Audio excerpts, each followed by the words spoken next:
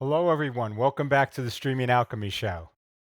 On today's show, we're going to be sharing with you our top 6 picks for product releases out of IBC 2019 that we think really relate to live streamers. So some of them are more expensive, some of them are really budget focused, but we think all of them have some value. And we're going to go into that as we go through this top six. But before we get started with the show, uh, this is the type of show where engagement would really be great because I'm sure everybody has opinions on this stuff, on things we missed or key points about products we're talking about that we're not covering. So please share in the comments. And even more important, join us on the show. We'd love to have you call in at the link below. It would be great to have your engagement and your perspective because we all come at this from different places. Uh, so the other thing, I have our question for today's show, and that's just are you going to be at the New York NAB show coming up next month? So just give a yes or a no in the comments. I should post this up in the group, the Streaming Alchemy group as well. So give you a chance to answer that there if you don't get a chance here.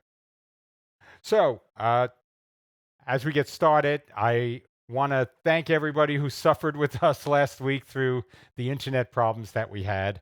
Uh, we finally did go live after 5 p.m.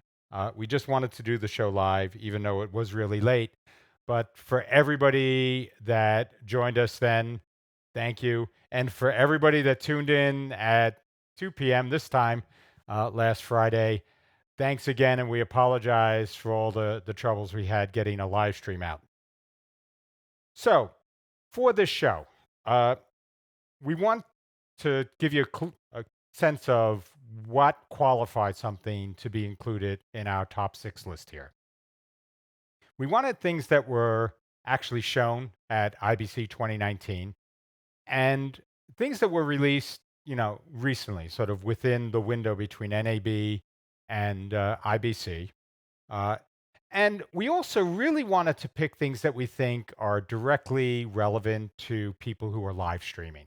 So everything that we pick will not only go over, what we found really interesting and exciting about it, but we're going to talk specifically about why we think it matters to you if you're doing live streaming. So let's get started. So our first pick is a bit of an expensive one, but one that we found really interesting. It was released by Sony, and it is their new camera, the FX9. Now, the FX9 is really an impressive camera, and certainly something that doesn't fit in, for the your typical, budget live streamer. But it has a lot of capabilities in it that if you are doing corporate live streaming or event live streaming, there are lots of features in here in this camera that I think matter to you. So, uh, probably the first one is that it is a full frame sensor. And if you tuned into previous shows, we talked a bit about different sensor sizes and how that impacts camera performance. So a full frame sensor is one of the largest sensors that's available in traditional video cameras, and it this one is actually pretty nice. It has 6K sensor, full frame sensor that is downsampled to 4K. So everything that the camera releases is image-wise is 4K or lower, but it's using a 6K sensor and downsampling from that to get even higher resolution and better low light performance. It also uses an E-mount lens. So we know a lot of people in the streaming space and video production in general use mirrorless cameras or DSLRs. Uh, so having a high-end production camera that uses the same lens mount as the Sony A series cameras, they're out for A7 III and family. This is pretty good because it allows you to use glass that you already have if you're working in this space. The other thing, and this is really important, especially if you're doing live events, there are 15 stops of resolution, for lack of a better way. Your light, you're able to go from very dark to very bright and maintain image resolution in both of those extremes. And when you're dealing with either things like stage lights, which can easily blow out an image, or you're dealing with contrast between dark and light that you get lots of times in conference venues, where you may have a stage which has darker and lighter sections based on how it's illuminated. Having this sort of dynamic range in terms of your light adaptability is really fantastic. And it's also 422 10-bit internal recording. So like everybody, I've always talked about this. If you're live streaming, always record. It's going to be your best quality capture. So this is going to give you a very high quality capture as well. The other thing which kind of goes with the dynamic range for the 15 stops is that you have dual ISO. Oh, excuse me. So dual ISO actually lets you set what the normal light space is for this camera. So you can either say, I'm going to be working in a much darker area, and that's where you set the ISO to 4000, or you can set it to 800 if you're working in brighter areas. And this just gives you cleaner images at darker light. And it's really just how the camera allocates bandwidth inside the visible light space to different bands of brightness. So it gives you better resolution based on the type of shooting you're doing with cleaner images. Uh, the other thing, which I thought was really great about this, is it has a new autofocus system. And anybody that's used Sony cameras in the past, their autofocus is really phenomenal. It's the sort of thing where you can just move around, follow something, and it just seems to keep it in focus. Uh, they've actually enhanced this now with a video sensitive way of doing autofocus. So it allows you to dial in how quickly you want the focus to change in the camera when it detects that you need to adjust focus. So this allows for those sort of like buttery smooth changes in focus as you move to something that's a little deeper in a frame or a little nearer in a frame. And again, this just gives you a lot more creative control over how that autofocus works, and that's one of the key features that's also part of this camera. The other one, which I thought was great, is that it has a variable neutral density filter. Now, a neutral density filter allows you to control the amount of light that you're letting into your camera, and most of the time that's done through a lens that's actually just placed in front, and they have different sort of densities of lens that block light. And this one uses an electronic neutral density filter that lets you dial in specifically how much light you want to let in. And this is distinct from your iris. So when we talked about aperture before, you have the ability to keep a very wide aperture, but use a neutral density filter to cut down on the light. So all the things that we talked about in last week's show about how you get different styles of image from the size of your aperture, your f-stop that you pick, those still apply. You just now have another way to control the amount of light going in. And so this is all a pretty impressive kit for somebody that's doing this type of corporate or conventions and other types of venue-based work. But the reality is that it comes at a price. But given the capabilities you're looking at in here, uh, we think that this is a reasonable price for this level of performance. And the great thing here is that we always know that these things start to move downstream over time.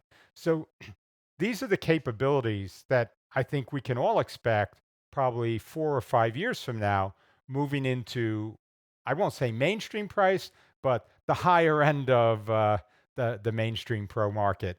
I think you're going to find that you're going to see a lot of these features starting to show up. And given what we're seeing with from folks like Blackmagic, what they're doing with their pocket cinema camera and sort of the bang for the buck you get in there, I can easily see a lot of these capabilities, coming very fast down market in some of the more aggressive vendors' products. So this if it were priced lower, it probably would have been higher up on our pick list. But this is why this is our sixth pick for news from IBC. Oh, excuse me. So our pick number five. This one was from Blackmagic, and it was something that when we saw it, we thought it was really interesting. But as we researched it a bit more, we thought it was really, really impressive. And that's their new A10 Mini. So the A10 Mini is, if you're familiar with their A10 line of switches, uh, it is a very, very small portable switcher. But it's the capabilities that are baked into here that really make it interesting. So the first one is that it does 1080p 60. Now this is all HDMI. So all your ports, if you look along the back here, these are all HDMI ports coming in. But they're 1080p 60, which means that you can use this even for high motion, and it gives you, a reasonable for four different cameras in, sort of this size and price point. That's pretty impressive. It has an HDMI program out, which is something you could use to monitor. Now, I will say what it does not have, it doesn't have a multi-viewer in it. So that's something to keep in mind. But when we go through uh, the whole switcher here, I think you'll understand why we still thought it was a good pick for our number five position. Uh, Internally, it has a 20 image still store. So this allows you to do things like lower thirds or even like DVE wipes that use branded images that you can have for, a client that wants to actually, do something, whether it's in a promotional event or whatever. You can get their branding integrated pretty easily just in the unit itself. The other thing is it works with the standard ATEM software. So if you're used to using, higher end ATEM systems, this works with the same software, just scaled down for the number of inputs and outputs.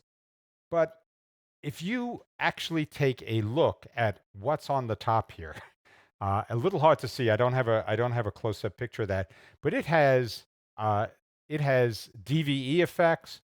It has different types of wipes, different types of transitions, and these can all be set up using your ATEM software, but then are all being transitioned here right in the unit itself.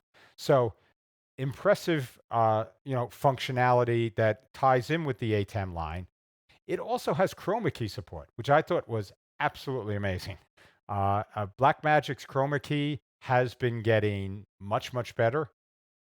They have, invested a lot in chroma key at the higher end as well. So I think a lot of that investment is coming down into their, budget range of products. And I think this is absolutely fantastic that they have this included here. Uh, but this thing right here uh, is the reason we considered this a winner here. And that is it has a USB-C webcam feed.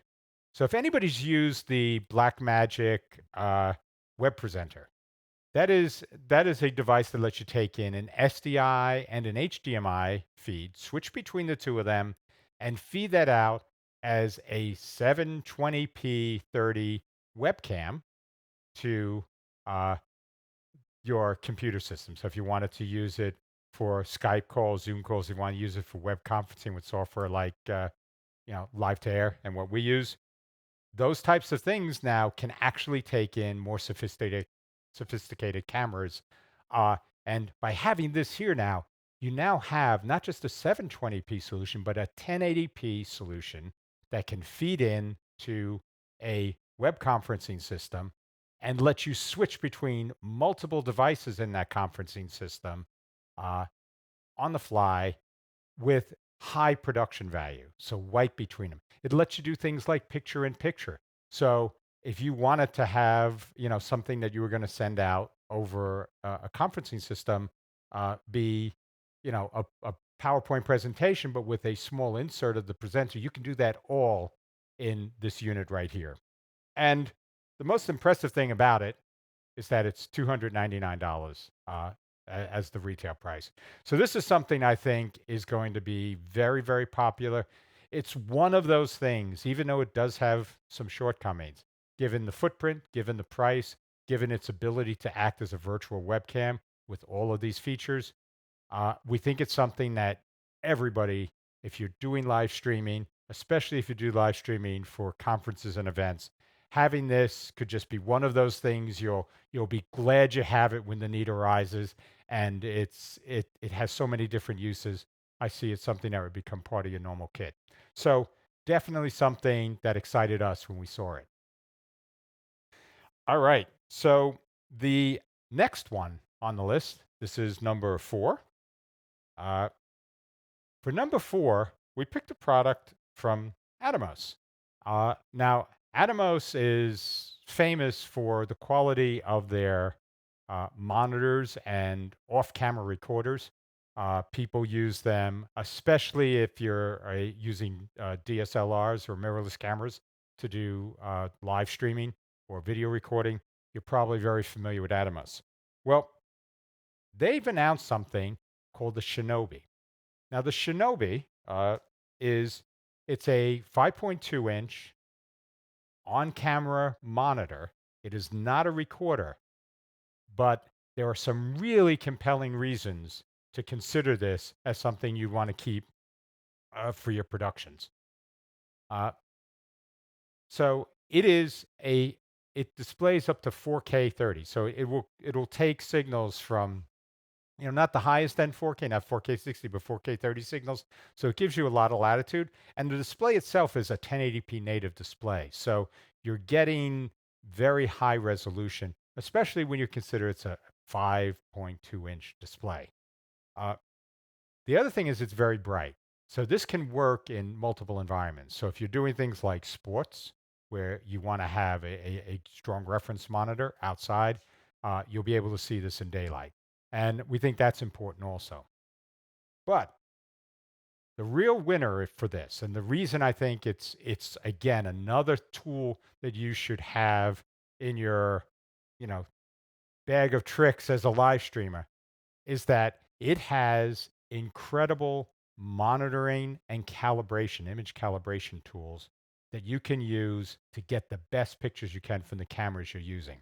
So this unit has an onboard vectorscope and waveform monitor. So uh, the vectorscope is going to allow you to dial in your color accuracy. Everybody sees colors differently. So this gives us a sort of a critical, unbiased, unvisually biased reading to color it in the images we send out. And if you use this across cameras, it means that you can more easily color match cameras.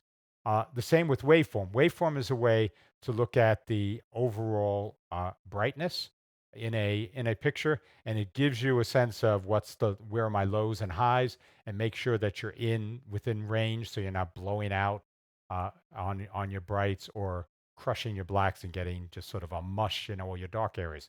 So it has everything you need for that. It has histograms and color histograms, which again give you another way to sort of look at that, contrast from high to low, the dynamic range of the images you have, and to see how your color saturation is, independently in RG and B spaces.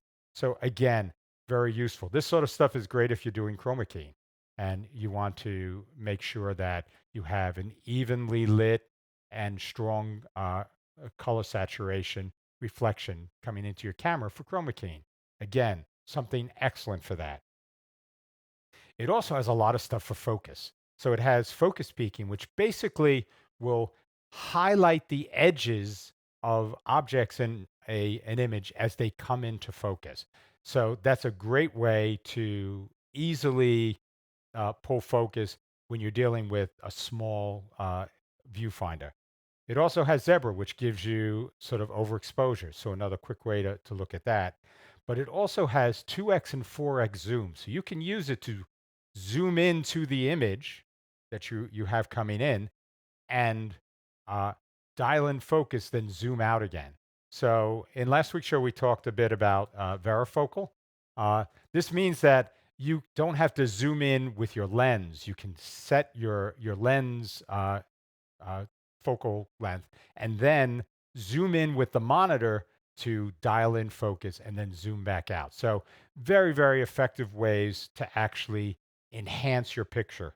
And it also lets you monitor audio levels. So one of the other things I know a lot of times if you're in the live streaming space you worry about is, am I actually sending out audio? Is everything still good? So especially if you're sort of a one-man band running your own show, this can be great as a camera as a monitor you have just sitting on your desk, giving you all the details about the image that you're sending out. So a great investment. And the best part is, again, this comes in at a very reasonable for the functionality you're getting, $299. So if this were just a monitor, there are a lot better deals for the money. Uh, but because of the tools and the quality of the tools, we think this is one of the best options you have on the market today at this type of price point. So definitely something to consider. So before I move on, I just want to invite everybody. If you have something else that you think we should be including on this list, please just either pop in on the comments to type something in, or give us a call through our call-in URL, and we'll pop you on air to talk to you about it. But we'd love to know what you think as well. So we're always open.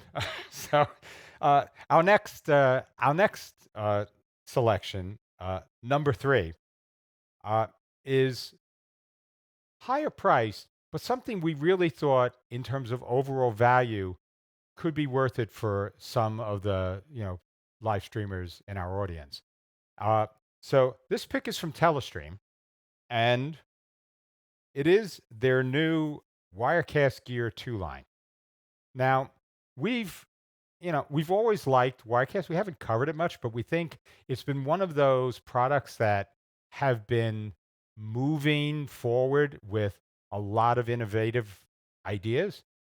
And I know they have a new version coming out, version 13, which is focused a lot more on taking all those things and adding sort of more stability and robustness, improving the overall performance. So having them come out with a new line of hardware, custom based, custom tailored hardware for their live streaming Wirecast, I think is a great fit for this. So let me just, the unit itself, there are three different units that are part of this release. So they have an HDMI only, they have an SDI only, and then they have a higher end SDI that has multiple SDI outputs as well. And all of them are very well equipped and basically are using the same core processing platform outside of graphics cards, which is different on their higher end model. But let me just go through this because I think it's kind of interesting. So these are all 2U rack mount systems, so can fit very nicely in a mobile streaming rig. They are based on Intel Xeon with NVIDIA based hardware. The Xeons are 6 core, 12 hyper threaded CPUs. So definitely, higher quality units that regard. And the NVIDIA cards are uh, I don't know the exact models they have on the lower end models, but they are using Quadro card on the 420. So that gives you a lot more hardware encoding. And they leverage hardware encoding in all of this for everything they send out. Uh, it uses the Wirecast Pro software, which also includes their titler software. So again, the core bundle we think is pretty nice. Uh, but this is where they started to show some forethought into how they put this together. The systems all have dual 1 gigabit NICs. So as more productions go to IP-based technology, so things that are NDI-based, things that are Dante-based, there are lots of other external systems that are injecting imagery now into our streaming systems. So having more network bandwidth in and out of the box, we think is great. And especially given where new tech has been heading with NDI, where it will leverage as many NIC attachments as you have, network attachments as you have in a system to route NDI efficiently. So we think this is a great fit in that space as well. Uh, Everything in the system is 1080p 60, so these are not 4K systems, which I sort of, especially at the high end, would take that as a down mark. But I think, by and large, most productions today are going to be 1080p 60, and this handles that, both on the software side as well as hardware encoding. Uh, the other thing is it has professional XLRs coming into the system as well. So if you're working with somebody with an external mixer and you want to send, a stream feed in from that mixer, it makes it very easy. So you don't have to attach a lot of external gear to make all of this work. So the other thing now, and this this is again one of those things where unless you've been bitten by it, you don't really appreciate it. But they use Windows 10 Enterprise LTSC. And now what this version of Windows doesn't force you to do updates. So for everybody that's been out there that has, been an hour before a show and your system is waving at you that, oh, guess what? I'm going to restart and update to the latest version of Windows bug fixes and uh, features, a lot of which you probably don't even want in a streaming system. Uh, this eliminates that completely. The LTSC releases, you control them. So it's really the core functionality of Windows, a lot of the extraneous features and fluff stripped out, and you have control over when updates happen to your system. Uh, this is a great something that a lot of people won't necessarily appreciate because it will just make that whole aspect of dealing with Windows-based production gear that much simpler. So a great choice here on the part of Telestream for these systems. Now, again, this is one of those things where this all comes at a price. So the 310, 320, and 420 run everywhere from $6,000 to $9,000. For some of you, I know you'd say, "Hey, I can just build a system for a lot less than that," and I can totally appreciate that. I think though there is something very powerful to be said for having a system that is fully optimized for the software you're running on it in a production space.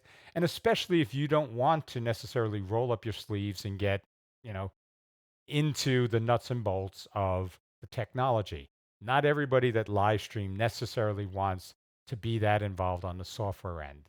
And I think this is a perfect fit that covers a range of price points for people that would fall into that category.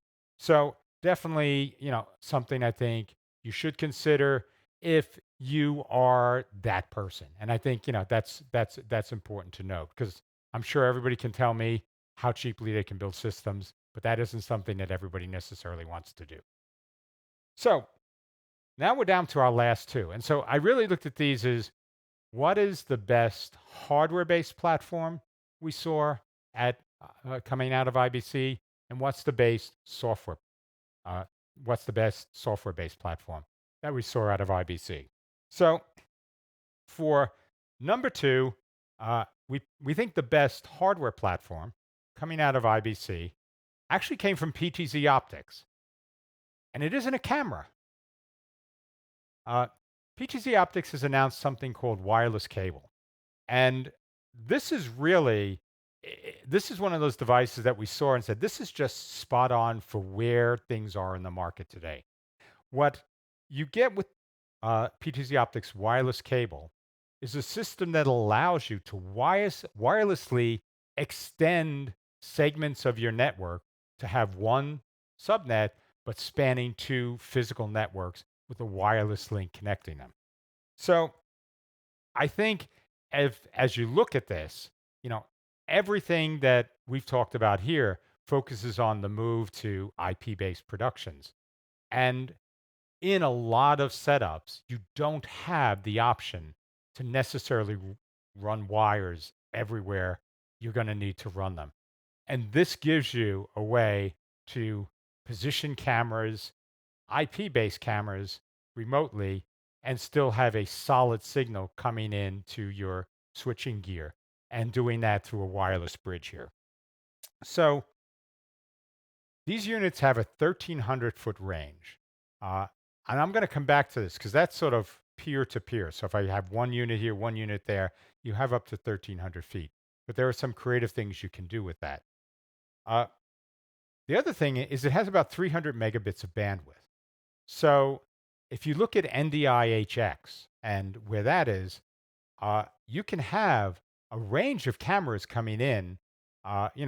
Three or four cameras comfortably coming in with NDI-HX without coming anywhere close to the bandwidth limits here. And anytime anybody publishes an advertised bandwidth, I'm always, you know, back that off. Reality has a way of, slapping you in the face when you're counting on getting that full bandwidth. Uh, so I think even if you are very, very conservative with how much bandwidth you have, you could do three or four NDI-HX cameras in a remote location. So where this really attracted me, and sort of these metrics here, is for people who live stream sports. The ability to place cameras out, like in baseball, or where you have an outfield that you have to cover and have cameras coming in. This now gives you the ability to go back to from a remote field location back to your press booth or wherever it is you're switching the sport from, and bring those cameras in cleanly without having to get that wire run all the way out. So that can be something great, but it could also work sometimes in venues where you may want to position cameras at odd locations, maybe at higher elevations where you can't necessarily string a cable. This gives you again that ability to do that uh, with a lot of flexibility in it, generally. So, in terms of some of the configurations, I talked about that 1,300-foot range. I put a little asterisk next to it. There are lots of different ways you can set these up because it's not just two devices talking to each other. You can actually have, I believe, up to five of these devices that are all talking to each other. So that means that you could put them at different locations in what would be called a hub and spoke, where your hub would be where your production is being switched, but then having spokes going out to where you may have excuse me, I'm overcoming a cold here, so this has been dragging on a bit. So my apologies. Uh, but this may be something where you want to have little pockets of cameras that you then want to bring back, and that would give you sort of a hub and spoke. But the other thing is it can daisy chain. So if you line these up, you can have up to five of these units, and that can give you up to a mile distance uh, that you can place a camera and still bring that signal back. And that's through just this daisy chain. So when you think about the options you have using a device like this, I think it's great, especially in sports where you tend to cover huge areas. But anybody that needs to set up in venues and environments where they don't necessarily control where they can run wires, this gives you that peace of mind that you always know you can make that remote connection when you need to. So uh, this is actually very, because it's just over $1,000 for the two units, and then I know it's under $600 per unit for each additional unit you have. So it's the sort of thing where you can start with two and then add additional units into the mix after the fact. Uh, Definitely, if the types of environments you work on are variable, this is a great solution for you. Takes a lot of worry out uh, when you do setups, and can simplify, especially in sports, how you cover the game. All right, so What I'd like to talk about now is what we have as our number one pick, and this comes in as software. And it probably isn't a surprise because I sort of tipped my hand last week at the end of the show. But our number one pick in the software space is Nutec's NDI 4.0. Uh, we are just blown away by by what's actually in NDI 4.0. So first, it's just the underlying core technology has been enhanced. So uh, you have cleaner signal, lower bandwidth, higher bit depth in what you're capturing. So a lot of great things that are taking place under the covers of NDI that will definitely sort of just pay off in your ability not just to get a solid clean image out of NDI, but also your ability to integrate it into more challenging environments. A lot of work has gone into the discovery algorithm. So when you find other sources, so much more robust overall and sort of some deeper behind the scenes upgrades as well. But there are a lot of very interesting feature updates that are now a part of this. And so I want to talk about a few of them here because I think these are a big deal. So the first one is Nutec's NDI based, oh, excuse me, NDI based KVM. So this allows you to connect with remote systems using Studio Monitor uh, and control those systems if they're running NDI scan converter. So this means that you could set up a rack full of gear and switch between it using Studio Monitor as a virtual KVM, using having mouse, keyboard, and of course the video control over everything that goes on those systems. So this is something that we've used with the TriCaster when I want to do demos and I'm controlling a TriCaster through Studio Monitor. But now that they've extended this, this means that you can use this for any system on your network. Very, very powerful. A lot of people I know have been looking for this since they saw it working with the TriCaster. And so in NDI 4, Nutec's delivered. One of the key features, I think, that has come out with the 4.0 release.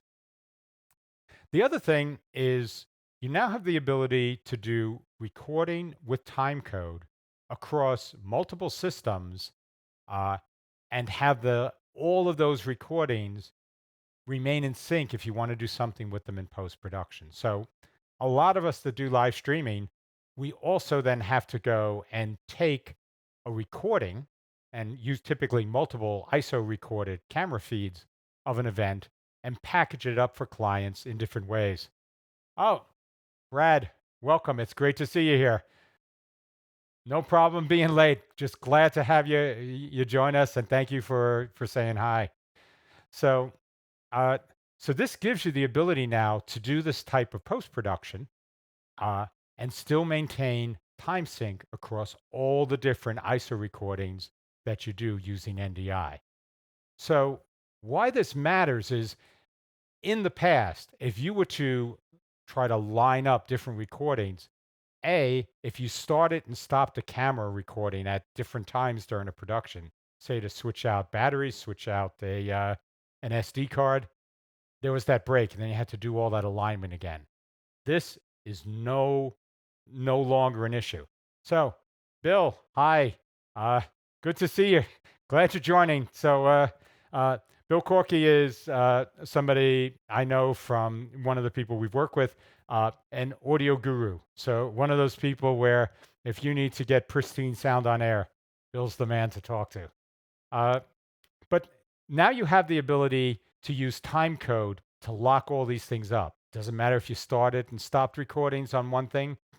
It doesn't matter if the time between different systems might be a little different and is drifted. This, because it's now recording time code, it can give you that perfect sync for all the things that you record and may need in post production. That's a really big deal and a big time saver for a lot of us who need to do that type of production after the live stream. The third thing is in NDI Access Manager, they actually now have a discovery directory. which is basically a database that every system in the network can read from to find out what other sources are available. And in most environments, that's not important. But sometimes when you're dealing with very complex network environments, having that can make a big difference. And the other one, and this was, we actually reached out to NewTek to get an early copy of NDI4 specifically for this reason. Uh, it works with Amazon Web Services. If you are doing NDI based development or deploying NDI based systems that are going to be living up the Amazon cloud and probably in most clouds, uh, if you're spanning different instances in sort of the virtual subnet, multicast doesn't work. And none of the traditional discovery tools that you'd have available will work for you. So having this sort of discovery server uh, be part of what you have is, you know, a real blessing. It's the sort of thing where now you can finally move across boxes, spread out inside a virtual environment, and do much more sophisticated deployments. So that's a big win for everything that we've seen here. Uh, let's see. Oh, sorry. So the other thing that we have here is they've released a new NDI-HX camera iOS app, which is much better than the previous version. Now, the interesting thing here, and I'm gonna have to do more research on here, is that it says it's NDI-HX, which I believe, but it also says it goes up to 4K. So this is something I've heard sort of rumored, whispered that there is an NDI HX2, which now does support 4K and also is more bandwidth efficient. So allowing you to get basically better quality in all of this. So this is the sort of thing where I don't have documents on it yet, but I've heard enough that it's piqued my interest. And there are a lot of camera manufacturers that are talking about releasing 4K cameras in the future that have NDI-HX. So I haven't been able to sort of sort those two out. So this may all be coming together to be a harbinger of a new HX level, which does have full support for 4K. So very interesting. But if you like the camera app, definitely something that this upgrade is definitely so much better, and it does deliver 4K out of your iPhone. So definitely worth a look if you have a good wireless connection for this. So the best thing about all of this is it's all free. So well, the camera application is $20 in the Apple App Store, but NDI for itself and all of the capabilities you get in here. So this is NDI Studio Monitor with Recorder. It's Scan Converter. It's all of the test and signaling apps you have. It's everything for configuring and routing your network. All that comes in a bundle that's free to download off the NewTek site. And if you haven't downloaded NDI 4.0, definitely do it. The other thing is it works with VLC now. There were issues with past versions of VLC, so that's another thing I know people have been asking me about because I did cover that in a previous show. So this NDI 4.0 now works with VLC seamlessly, so no special jury rigging to get that to work. So those were our top picks from IBC. We didn't get to go, but we tracked it pretty closely for what was going on.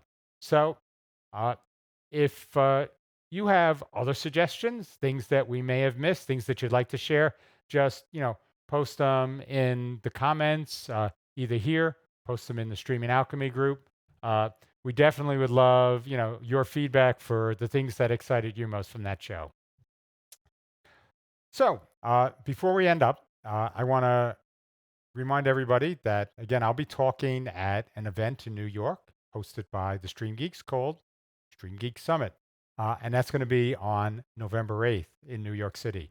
So I think a very interesting type of show, very different from vendor-driven shows, the traditional vendor-driven shows, focusing much more around how-tos and less about the gear that you need.